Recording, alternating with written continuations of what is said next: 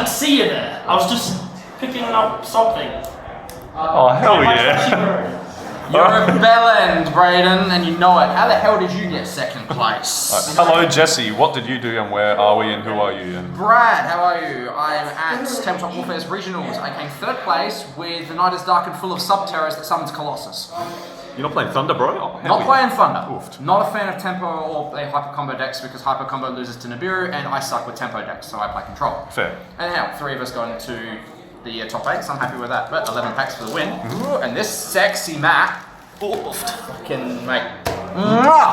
Look at that belly button. Mate, this is going to be treasured with me all day, every day, and it's never coming out of its sleeve for good reason. Crikey. So, we played Subterror Yeah. with a bit of spice, all of 1 card in the main and then 4 cards in the extra. Yep. So we open up with obviously the best card in the deck, 3 Guru. I want to play common, but then I had Paul said he would pile drive me if I played the commons, and then he threw the ultras at me. Fair.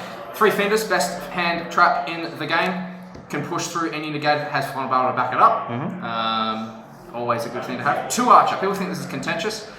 The first one usually gets Guru when it gets destroyed if you set it into your opponent's board, but the first effect to shuffle things off the board if they're face down, it just combos too well with Guru. You know, it outs Colossus, it outs Titan if you get it face down.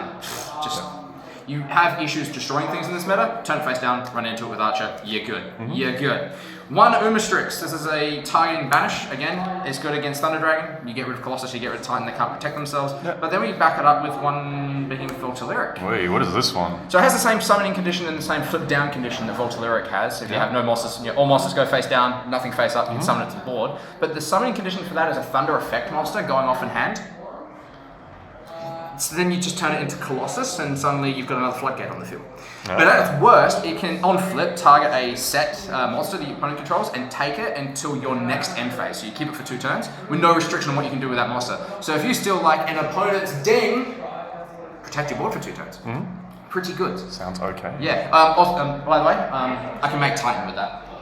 We'll get to that. Yeah. Didn't happen today, unfortunately. 2 Ash, wanted to get away from the once per turn clauses, and 2 Ghost Ogre. I only had room for 6 hand traps, and because it's 2 Imperm over here in the main, I decided just to go 2 and 2. I actually put this in to respect Scrap Wyvern with a combo with an Orcust, and then it never came up. But it's also good against Rogue. Yep. Things go like normal summon Uni-Zombie, effect block Uni-Zombie. Pass. To be fair, there's a lot of random decks in Adelaide, so... I didn't verse the same deck twice. Oof. So, I mean, I came up against Cyber Dragon and pop Rampage, you're not attacking. Came up against Orcust and it almost blew you out. Came up against Salad. I like popping things when they don't have a Valence engraved. Zombie, just nuked him. Altergeist is probably the one time it didn't come up. Better side them out, and then against Thunder Dragon, I brought Batteryman Solar and his first turn came to a complete stop. There's only 14 monsters in the main. Yeah. Spells? Spells! The best field spell ever! Too bad it doesn't say Subterror in the name. 3 Hidden City backed up by a Terraforming. There's also a metaverse in here because I respect Hidden City that much. If you don't see Hidden City, you don't play. So it's so hard to win games without it. So that's pretty easy. The reason the deck spiked up to $600, Pot of Extravagance.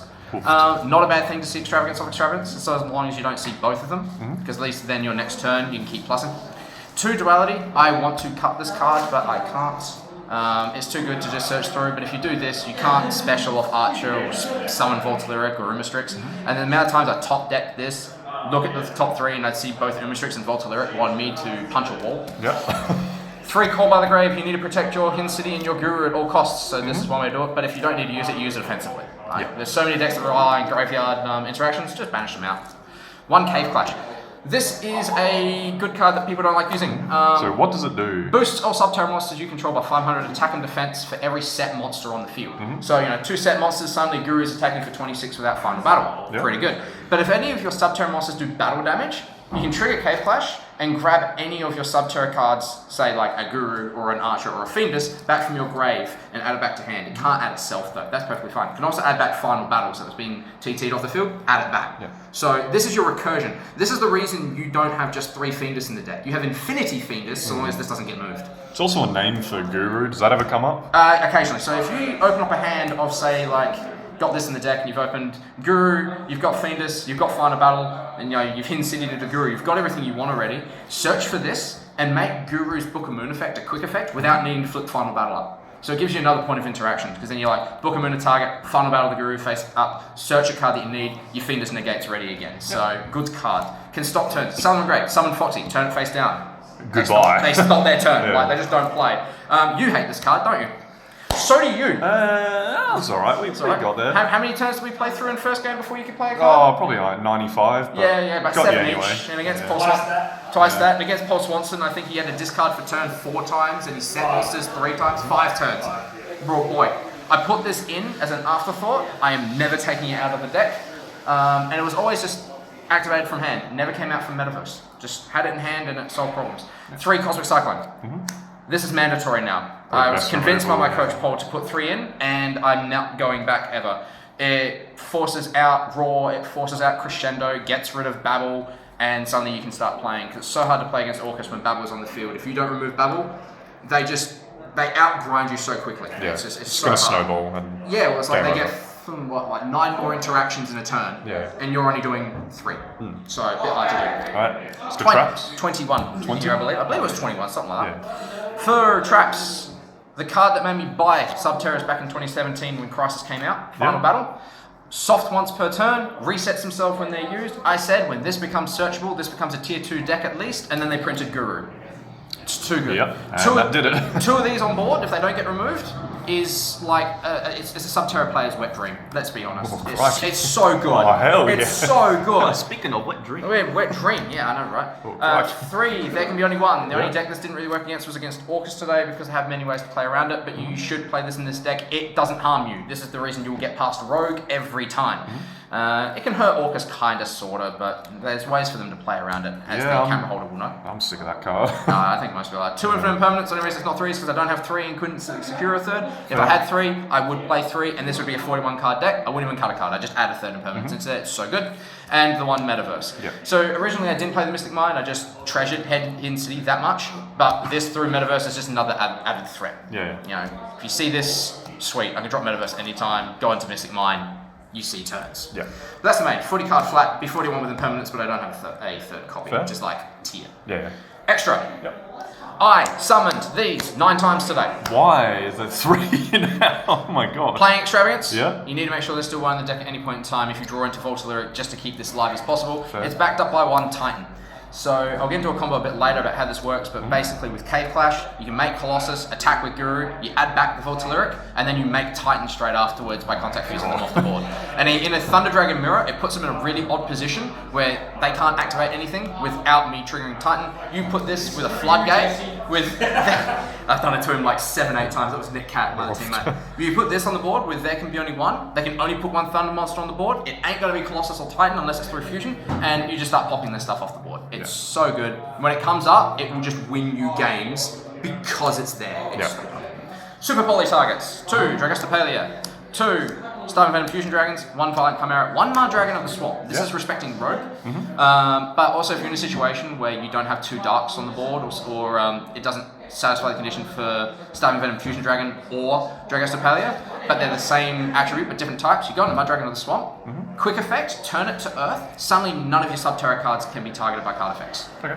Makes it good. So you can dodge things like Effect Veiler and Imperm unless they do it on the chain.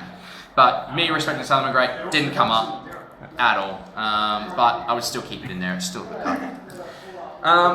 Mind control targets. 1 ding. I steal your Galatea, I make my own ding. Enough said. Seems very good. I steal your Shizuku, make Hayate. Ray doesn't trigger. Enough said. 1500 direct. I steal your monster, make a Phoenix with it, just to link it off the board. I steal your Link 2, I make Unicorn with it to make, get it off the board and also shuffle a card off the board. I steal your Link 3, I pop cards for days. Make an abomination. Made it once, my opponent scooped immediately because he realised he was going to lose 4 cards that turn just to this thing's effect. Good goal. It was so good. Yeah. Yes, it's only 1 obs. Yes, Extravagance deploy banish them. You make the choice as to whether or not you want to use Extravagance to use the extra deck. Just keep it for next turn. Yeah. Guru Control is very good at controlling the opponent to make sure you see your second turn. So holding Extravagance for another turn is not the worst thing ever. So that's 15 cards solved. Side, this is too important. You must run it. If you don't, you're stupid. 2 Mind Control. Whoops.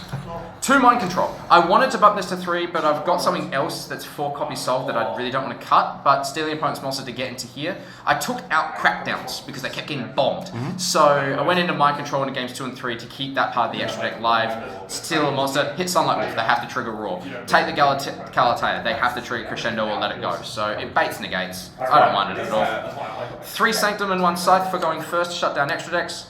Orcus, Salamangreat, Sky Striker. Anything in the top tier that isn't True Draco. Yep. Good card. Super Poly, I run Super Poly targets, 2 darks, give me a big body in the field, can't argue. And for the anti-rogue, evenly matched. Oofed. I can't get over a Nibiru token over 3,400. So I really don't want to be Nibiruing my opponent and then give him a token that I can't kill without Umastrix.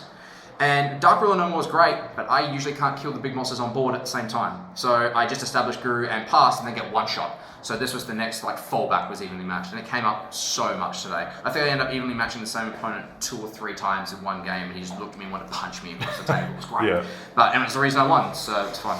Alright. But that was the side deck of that for Guru Control. Alright, no worries.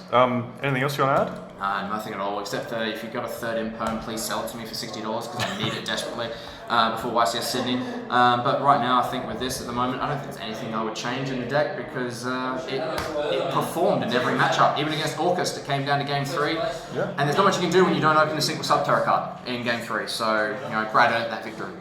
But yeah, I'm glad. Thanks to Tabletop Warfare for running this event. Thanks for Excite for sponsoring us. We're playing on these mats today. That's what we're playing on. But I think this is going to get replaced by Leveled up. Oofed. Yeah, she's good. But yeah, we'll all be at YCS Sydney later in start of next year. And yeah, good luck with everything else, Brad. I hope to see you there. Nice. See you later, man. Ciao.